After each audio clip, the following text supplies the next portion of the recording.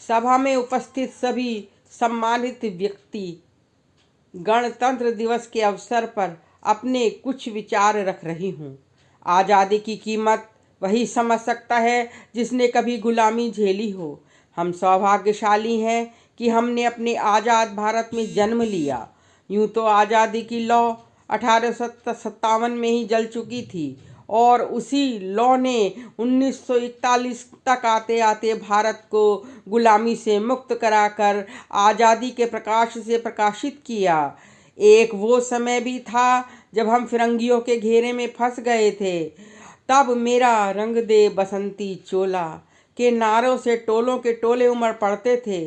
वंदे मातरम के उद्घोष से खून में जोश उमड़ जाया करता था और अंग्रेजों की जड़ें भी हिल जाया करती थीं और जनता भी मरने मिटने का जोश भर जाया करता था। कितनी ही औरतों ने अपना सुहाग गंवाया, कितनी ही माओं ने अपनी गोदियों के लाल गंवाए और घर घर के हालात कितने बिगड़ जाया करते थे।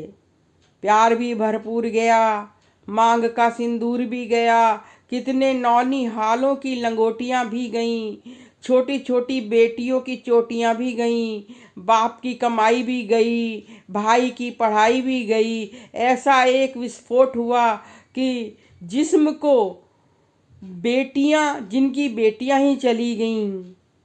आपके लिए तो एक आदमी मरा है साहब, पर मेरे घर की तो रोटियां ही चली गईं। इतना होते देखकर भी माओं ने अपने अपने लालों को सरहद पर दुश्मन की धज्जियां उड़ाने के लिए भेज दिया करती थीं और खत में भी यही संदेश भेजती थीं, बेटे मेरे जरा न घबराना, बेटे मेरे जरा न घबराना, दुश्मन का डटकर मुकाबला करना। तब देश आज़ादी के लिए लड़ जाने को कहता था, मिट जाने को कहता था, पर आज हालात बदल गए हैं। आज देश लड़ जाने को नहीं कहता, मिट जाने को नहीं कहता, बल्कि आज के समय में कोई व्यक्ति अपना काम पूरी ईमानदारी से करे, पूरी मेहनत से करे, पूरी लगन से करे, यही उसकी देशभक्ति है। पर ये हो क्या गया है? फेसबुक, व्हाट्सएप, इंस्टाग्राम को 3 रंगों में रंग कर समझते हैं कि हमने अपना देशभक्ति का कार्य पूरा किया और हम एक बड़े देशभक्त बन गए। या 3 रंग के कपड़े पहन लिए, घर पर तिरंगा चिपका दिया, समझ लिया कि देशभक्ति का आह्वान कर दिया। कितना आसान है ये सब करना, पर कितना मुश्किल है सच्चा देशभक्त बनना, कितना मुश्किल है सच्चा देशभक्त बनना। यदि इस प्रकार हाथ में तिरंगा ले लेने से देशभक्ति हो जाती, तो फिर वो बालक जो फुटपाथ पर बैठकर तिरंगे बेच रहा है, ये क्या उसकी देशभक्ति की निशानी है? नहीं, ऐसा नहीं है। ये उसके पेट पालने की मजबूरी है। ये बालक मंदिर, मस्जिद, शिवालय कुछ नहीं जानते, बस ये तो जानते हैं तो अपने पेट के निवाले जानते हैं। अपने परिवार, अपने समाज, अपने देश के लिए समर्पण का भाव है देशभक्ति। समर्पण का भाव है देशभक्ति। देशभक्ति एक जज्बा है, एक जोश है, एक जुनून है और हर देशद्रोही के दिल को दहलाने देने वाला तूफान है देशभक्ति। और देशद्रोही ये समझ सकें कि अगर परिंदा है तो खुले आसमान में उड़ और दरिंदा हो तो शमशान तेरा इंतज़ार कर रहा है। हर देशद्रोही को ये पता होना चाहिए कि अब उसका स्थान केवल शमशान है। प्रश्न अब देशभक्ति पर उठता है। इधर एक माँ, एक परिवार अपने बेटे को सरहद पर कुर्बानी के लिए भेज रहा है, वहीं देश के दूसरे युवा उसी परिसर में खड़े होकर हाथ में फोटोग्राफी लेके मोबाइल लेके केवल एक वीडियो क्लिप में बनाने में लगे हुए हैं। आज युवाओं की क्या ये जिम्मेदारी रह गई है?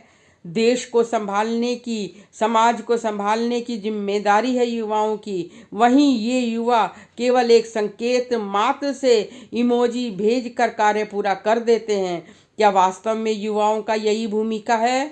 आज हम एक ऐसे समाज में जी रहे हैं जहां पत्थर की मूरत को जहाँ पत्थर की मूर्त को सब 56 भोग लगाए जाते हैं, पूजा की जाती है। नंगे और भूखे भिलकते लोगों बच्चों को जो सड़क पर ही भूखे सो जाते हैं।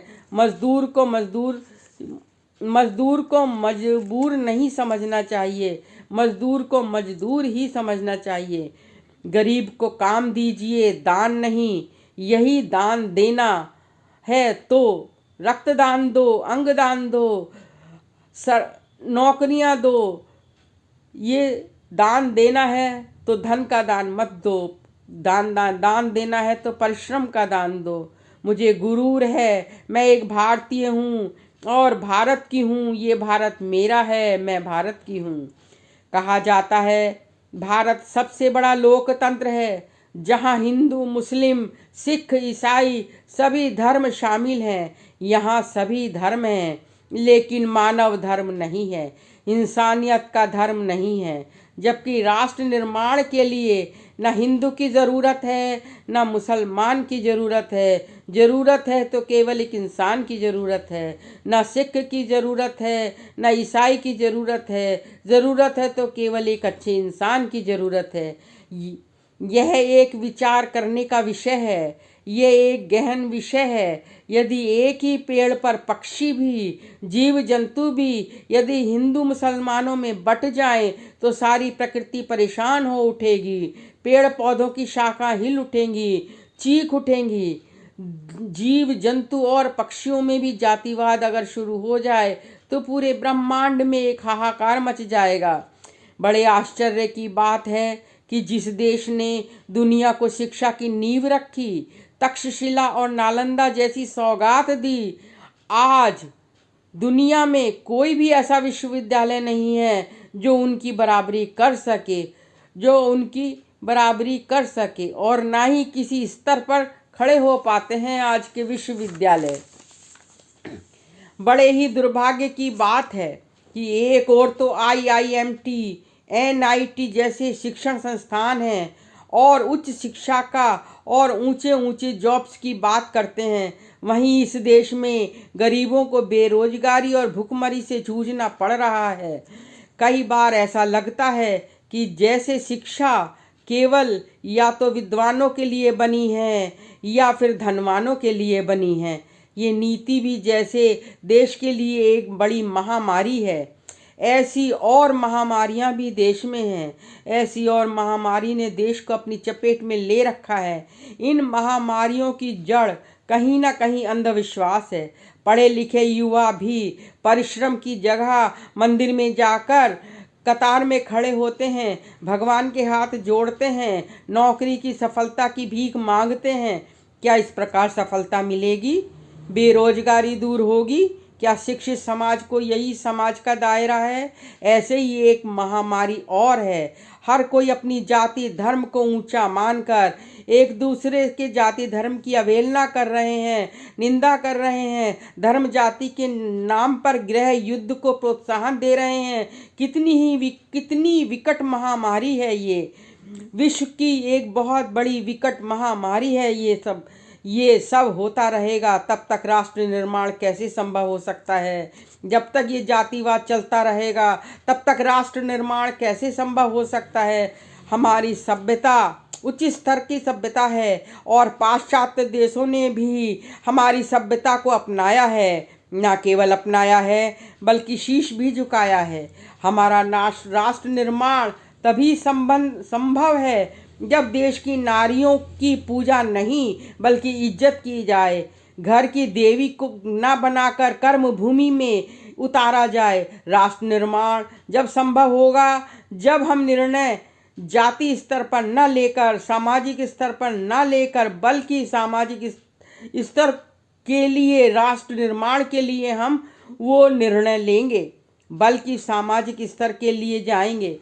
स्वच्छ भारत, स्वस्थ भारत का आह्वान अभियान तभी सफल होगा जब सड़क पर चलने वाला बच्चा इस अभियान को दिल से अपनाएगा और स्वच्छता की ओर जी जान से अग्रसर होगा। तभी स्वस्थ भारत का निर्माण होगा, तभी स्वच्छ भारत का निर्माण होगा। जब कोई भी बच्चा भोजन के लिए नहीं बल्कि ज्ञान अर्जन के लिए दौड़ लगाएगा। जब तक नैतिक रूप से चरित्र में भ्रष्ट, मानसिक रूप दिवालिया, धार्मिक रूप से अंधा या नैतिक रूप से गंदा है, तब तक भारत की सभ्यता, संस्कृति, शिक्षा छिन्न भिन्न होती रहेगी। और ये बड़ी बड़ी बातें करने वाले छोटी छोटी कोशिशों से होगा। बड़ी बड़ी का बातें करने से ये कार्य नहीं होगा। छोटी छोटी जो कोशिशें हैं वो उनसे होगा, क्योंकि कभी भी चोट बड़े पत्थरों से, पहाड़ों से नहीं लगती है। चोट लगती है तो छोटे छोटे पत्थरों से लगती है। हमें उन्हीं को बीनना होगा, उन्हीं को हटाना होगा, रास्ता साफ करना होगा। सरहद पर खड़े उन सब नौजवानों को मेरा और हम सब देशवासियों का सैल्यूट है। उन सिपाहियों को, प्रशासन अधिकारियों को और किसानों को और हर निष्ठावान व्यक्ति को जो पूरी लगन से अपना कार्य करते हैं, आप पूरी जिम्मेदारी से अपना कार्य करते हैं, उन सब को मेरा सैल्यूट है। ये तभी संभव है जब हम मिलकर प्रयास करें, और यदि हम सब मिलकर प्रयास करेंगे तो राष्ट्र निर्माण में सफलता मिलेगी। जय हिंद, जय हिंद, जय हिंद।